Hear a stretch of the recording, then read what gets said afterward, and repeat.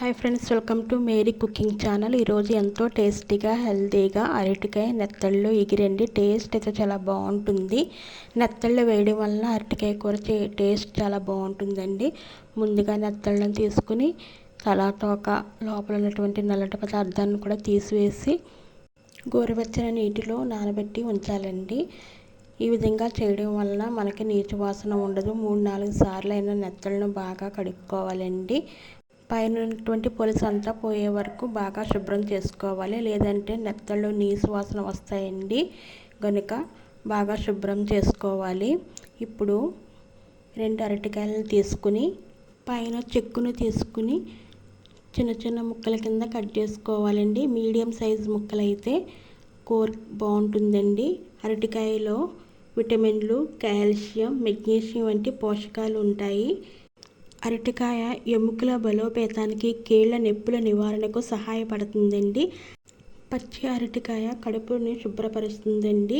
Fibre ఎక్కువగా ఉంటుంది. శుభ్రపరచుకున్నటువంటి నెత్తళ్ళండి. ఇప్పుడు స్టవ్ వెలిగించి పాన్ పెట్టి తగినంత ఆయిల్ వేసుకుని నెత్తళ్ళను ఎర్రగా వేయించుకోవాలండి. వేయించుకోవడం వల్ల టేస్ట్ వస్తుంది, నీచు వాసన లేకుండా ఉంటుందండి.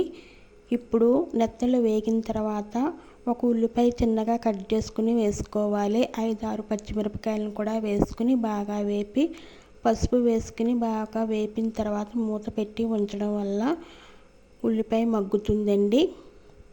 ఇప్పుడు మూత తీసిన తర్వాత ఒక్కసారి కలిపి మనం ముందుగా కట్ చేసుకున్నటువంటి అరటికాయ ముక్కలను వేసుకుని బాగా కలపాలండి. Fibre rich raw banana curry తీసుకోవడం వలన ఆరోగ్యానికి ఎన్నో ఉపయోగాలు ఉన్నాయండి. తరచూ ఈ కర్రీని తీసుకోవడం వలన హార్ట్ ప్రాబ్లమ్స్ నుంచి మనం రక్షించుకోవచ్చు. తర్వాత అరటికాయను బాగా మగ్గించుకున్న తర్వాత ఒకసారి కలుపుకొని 1 స్పూన్ ఉప్పు, 2 టేబుల్ స్పూన్ల కారం వేసుకోవాలండి. కారం మన రుచికి సరిపడినంత వేసుకోవాలి. తర్వాత ధనియాలు, జీలకర్ర పొడి వేసుకోవాలి. అన్నీ వేసిన తర్వాత ఒక్కసారి బాగా కలుపుకొని మూత పెట్టి ఉంచడం వలన అరటికాయ బాగా మగ్గుతుంది, ఉప్పు కారం బాగా పడుతుందండి. మూత తీసిన తర్వాత ఒక్కసారి బాగా కలిపి కూరకు సరిపడినటువంటి వాటర్ను వేసుకోవాలండి. తగినంత వాటర్ వేసుకున్న తర్వాత ఒకసారి బాగా కలుపుకొని మూత పెట్టి కూరను బాగా మగ్గించుకోవాలి. అరటికాయ ముక్క బాగా ఉడుకుతుందండి.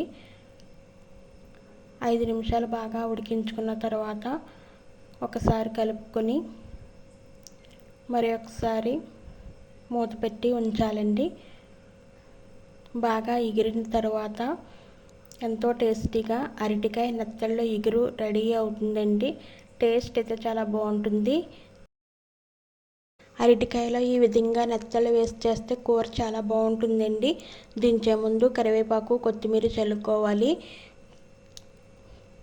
కొత్తిమీర, కరివేపాకు చల్లుకున్న తర్వాత సర్వ్ చేసుకుంటే ఎంతో టేస్టీగా నెత్తళ్ళు అరటికాయ కూర రెడీ అవుతుందండి. ఓకే అండి, మేరీ కుకింగ్ ఛానల్ ప్లీజ్ సబ్స్క్రైబ్ చేసుకోండి, లైక్ చేయండి, షేర్ చేయండి, మీ ఫ్రెండ్స్ అండ్ నైబర్స్కి పరిచయం చేయండి.